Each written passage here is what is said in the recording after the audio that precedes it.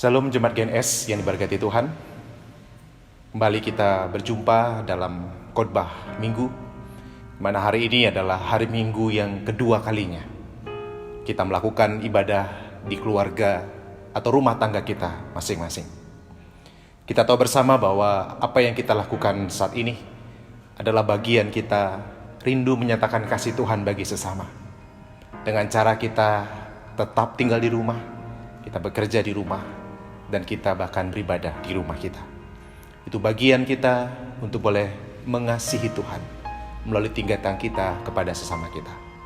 Maka hari ini pun ketika kita masih beribadah di keluarga kita masing-masing, saya yakin dan percaya bahwa sukacita yang daripada Tuhan tetap bisa kita alami. Dan saya juga yakin bahwa ketika kita bersepakat bersekutu di tengah keluarga kita, maka Tuhan juga berkenan hadir untuk memberkati ibadah kita semua. Maka di hari Minggu 29 Maret 2020 ini, saya kembali akan membagikan firman Tuhan bagi jemaat GNS dimanapun jemaat Tuhan boleh beribadah pada hari ini, baik itu di rumah, di kontrakan, di kos, maupun di LKSA yang ada di Widyasi, di Badung, di Cijal. Maka mari kita pakai waktu ini untuk kita bersama merenungkan firman Tuhan, di mana kita telah membaca firman Tuhan dari kitab Ibrani pasal yang ke-13, dari ayat yang ke-12 sampai dengan ayat yang ke-14.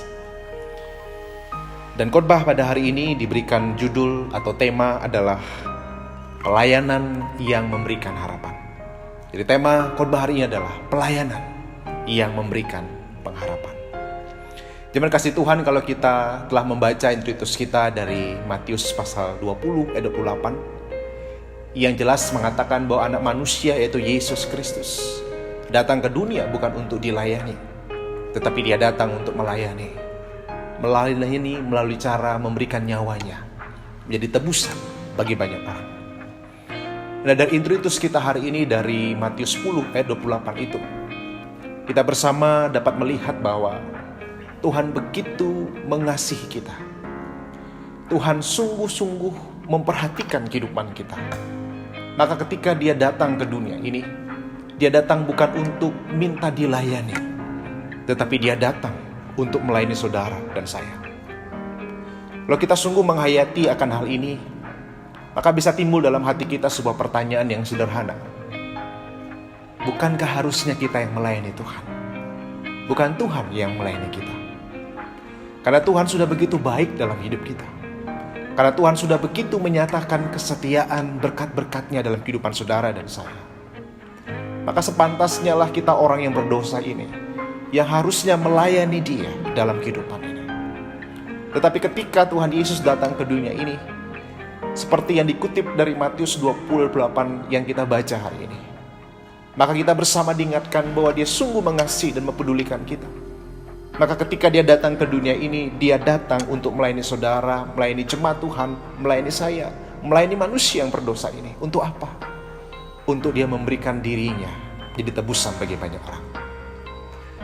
Jika minggu yang lalu kita bersama sudah merenungkan bagaimana kita bisa tetap merasakan sukacita di tengah situasi yang sulit yang harus kita hadapi, maka hari ini di minggu Judika ini kita akan melihat bahwa Tuhan begitu mempedulikan kita, mengasihi kita, sehingga dalam kita menghayati akan kedatangannya dalam sejarah hidup manusia, kita semua bisa sadar betul bahwa dia datang untuk memberikan nyawanya, hidupnya untuk menebus dosa kita semua.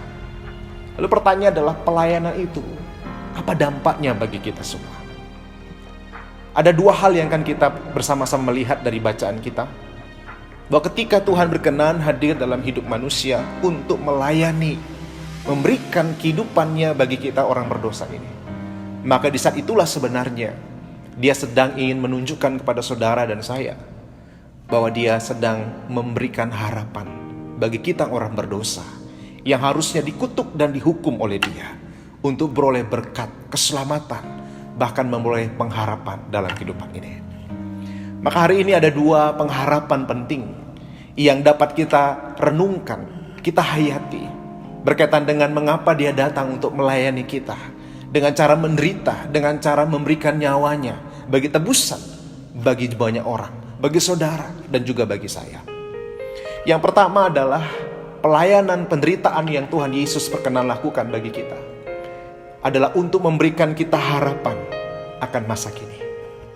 Nah, kalau kita membaca dari kitab Mazmur yang menjadi bacaan kita hari ini, yaitu Mazmur pasal 43 ayat yang 1 sampai dengan yang kelima. Nah, Mazmur itu adalah bagian Mazmur dari pasal 42-nya, di mana itu berbicara tentang sebuah pergumulan dari pemazmur ketika dia menghadapi kesulitan tekanan hidup dari orang tidak saleh atau orang jahat, dari penipu, dari orang yang curang dalam kehidupannya. Maka ketika hal itu menghimpit dia, sang pemazmur datang kepada Tuhan. Karena sang pemazmur tahu bahwa Tuhanlah harapannya. Dan ketika dia datang, dia memohon kepada Tuhan, Tuhan, kiranya Engkau menunjukkan keadilan. Jadi di sini kita bersama bisa melihat bahwa pemazmur percaya bahwa Tuhan adil. Tuhan tidak pernah menutup mata terhadap apa yang dialami oleh umatnya. Kalau sebabnya lebih jauh lagi dalam Mazmur kita hari ini, pemazmur mengatakan di hadapan Tuhan bahwa Tuhanlah pengungsian, kekuatan dalam kehidupannya. Bahwa Tuhan tempat di mana dia bisa merasakan keamanan, di mana dia bisa merasakan ketenangan dalam kehidupannya. Jadi di sini kita bersama dapat belajar dan melihat bahwa ketika ada situasi yang mungkin menghimpit kita, situasi yang mungkin menekan hidup kita, maka disitulah kita diingatkan bahwa kita punya kekuatan di hadirat Tuhan. Kita punya pengharapan di dalam Dia. Kita punya pertolongan pada waktunya di dalam Tuhan. Maka saya ingin mengajak kepada saudara semua di tengah situasi yang kita harus hadapi hari ini, mari kita seperti pemazmur yang mengatakan, mengapa engkau tertekan hai jiwaku. Mari kita menemukan ketenangan batin kita di dalam Tuhan. Mari kita seperti pemazmur juga yang mengatakan, mengapa gelisah hati. Mari jangan biarkan kegelisahan itu menguasai kita semua. Tapi biarlah kita semua percaya bahwa kita punya Allah, penolong sejati dalam kehidupan kita. Jadi ketika Tuhan berkenan untuk hadir ke dunia, untuk melayani saudara dan saya, dengan cara memberikan nyawanya bagi tebusan dosa-dosa kita, maka disitulah kita diberikan pengharapan akan masa kini, akan hidup kita saat ini, bahwa kita punya kekuatan di dalam Dia. Dia tempat pengungsian kita. Ketika di mana situasi menghimpit kita, Dia ada untuk menolong kita. Dia ada untuk mendekap kita dengan kasih-Nya. Dan Dia ada untuk membisikkan kepada telinga kita masing-masing bahwa Dia peduli dan mau menolong kita. Itu pengharapan yang besar.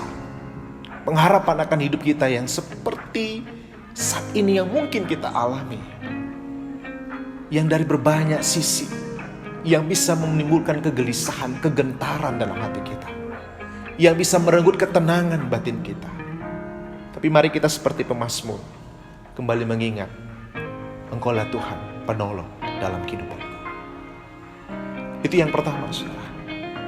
Pelayanan yang Tuhan lakukan ketika Dia berkenan menjadi manusia untuk menderita, mati bagi kita, menebus dosa kita, adalah untuk memberikan kita harapan akan kehidupan masa kini. Lalu hal yang kedua adalah ketika kita memperhatikan akan kitab Ibrani pasal 13 ayat 12 sampai 14. Jadi kitab Ibrani ini adalah bagian dari surat yang disampaikan kepada jemaat Tuhan, orang Yahudi, orang Kristen waktu itu yang ada di luar Palestina. Jadi mereka yang ada di Roma dan sekitarnya. Dan waktu itu jemaat Tuhan yang menerima surat Roma ini, menerima surat Ibrani ini, adalah jemaat yang sedang menghadapi penganiayaan. Bukan karena mereka berbuat jahat, tetapi karena iman mereka kepada Tuhan. Di tengah situasi yang tidak mudah itu, ada banyak hal yang mereka harus alami. Mereka harus menghadapi tekanan dari orang-orang yang ada di lingkungan mereka. Sekali lagi, bukan karena mereka berbuat jahat, bukan karena mereka berbuat curang sehingga mereka mengalami penganiayaan itu, tapi karena iman mereka kepada Tuhan, kepada Yesus Kristus sebagai juru selamat mereka. Mereka mengalami situasi itu. Di tengah situasi yang seperti itulah muncul sebuah godaan untuk mereka meninggalkan iman mereka.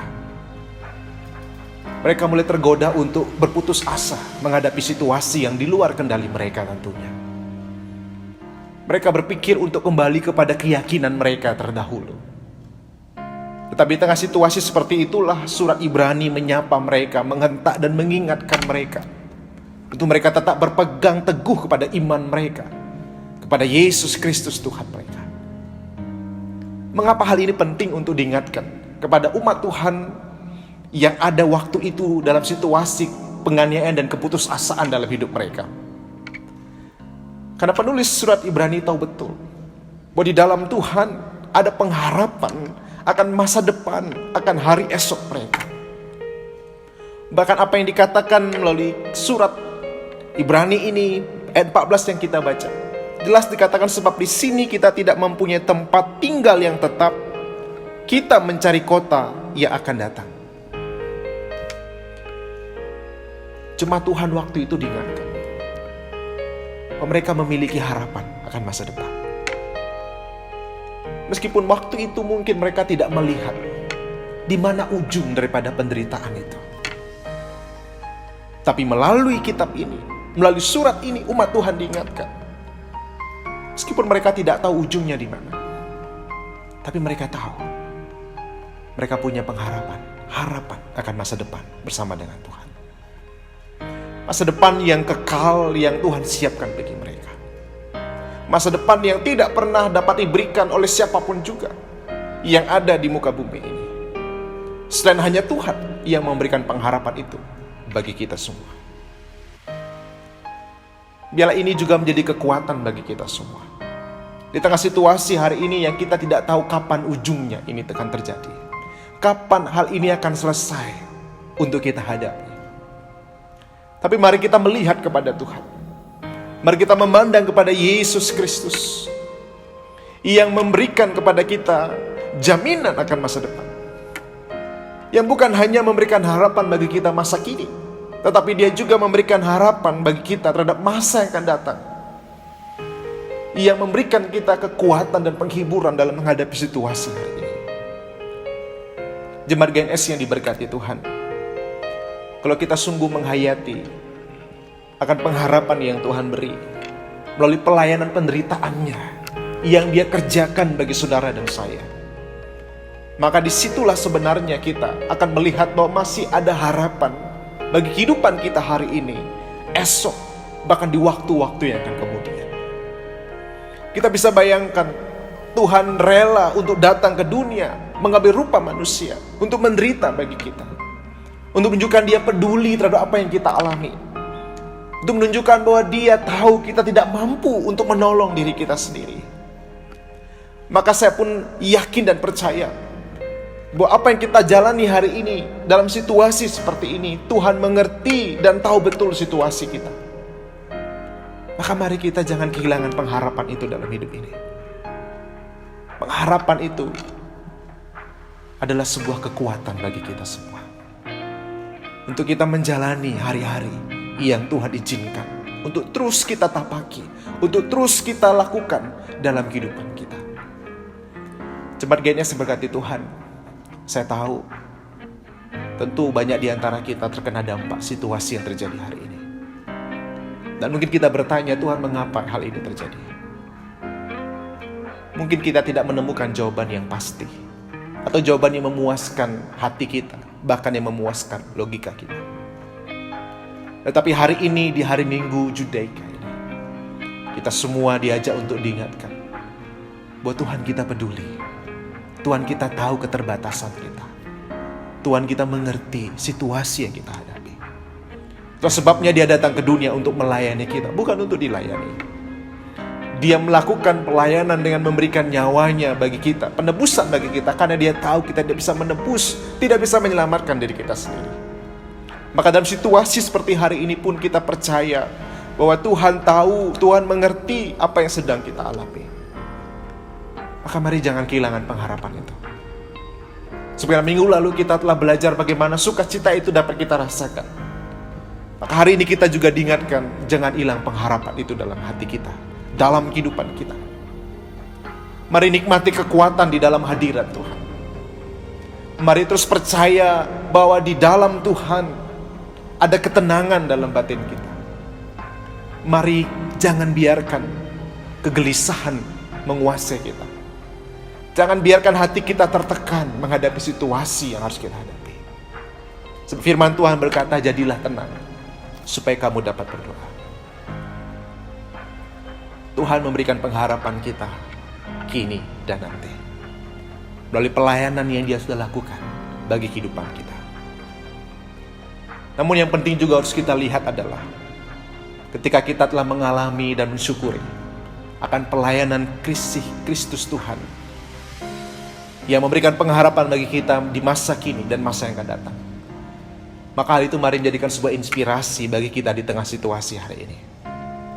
Mari kita berlomba-lomba, kita memberi diri kita sesuai dengan kemampuan, sesuai dengan situasi kita masing-masing untuk melayani Tuhan melalui sesama kita.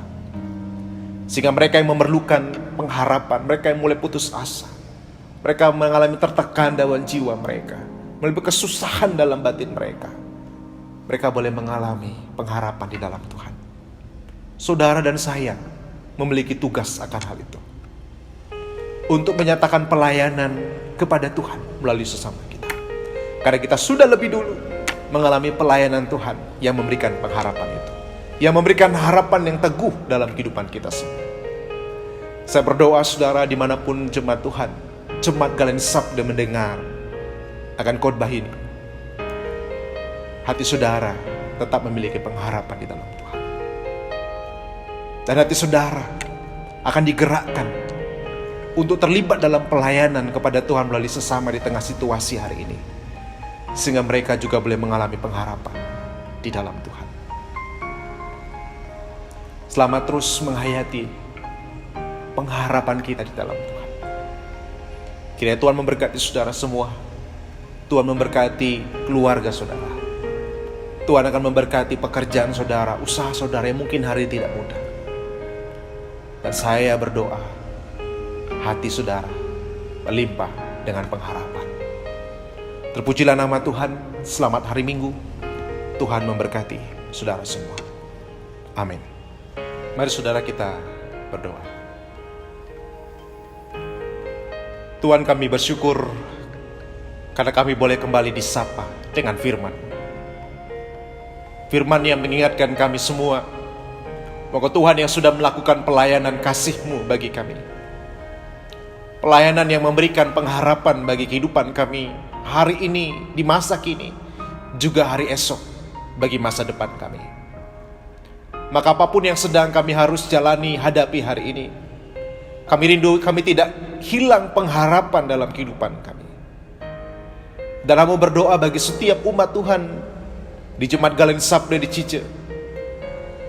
Apapun yang sedang dihadapi, apapun kesulitan, apapun tantangan yang harus dijalani dalam situasi seperti ini, biarlah pengharapan di dalam Kristus tetap ada. Biarlah sukacita di dalam Engkau tetap dapat dirasakan. Bapa, kami percaya pertolongan-Mu nyata bagi kami. Engkau peduli dan mengerti apa yang sedang kami hadapi. Maka kepadamu kami berharap Tuhan, dan percaya sambil kami berserah kepada kehendak Tuhan yang pasti terbaik bagi kehidupan kami semua. Berkati setiap umat-Mu dalam kehidupan mereka. Biarlah perlindungan Tuhan ada bagi setiap umat-Mu. Biarlah damai sejahtera Kristus boleh dirasakan dalam kehidupan umat-Mu, di tengah-tengah keluarga mereka. Cukupkanlah segala kebutuhan mereka ya Tuhan. Dan pakailah kami menjadi alat Tuhan, boleh melayani Engkau melalui sesama kami, sehingga mereka pun boleh mengalami pengharapan di dalam Engkau. Terpujilah Engkau ya Tuhan. Kami bersyukur untuk waktu ini. Kami bersyukur untuk kesempatan kami boleh berjumpa di dalam pelayanan khotbah pada hari ini. Bapa berkati anak-anak Tuhan. Bapa berkati semua yang boleh mendengar siaran dan rekaman ini, supaya kasih Tuhan juga melimpah bagi mereka. Di dalam nama Tuhan Yesus kami berdoa dan menaikkan syukur, pujian, dan hormat kami bagi nama-Mu. Haleluya. Amin.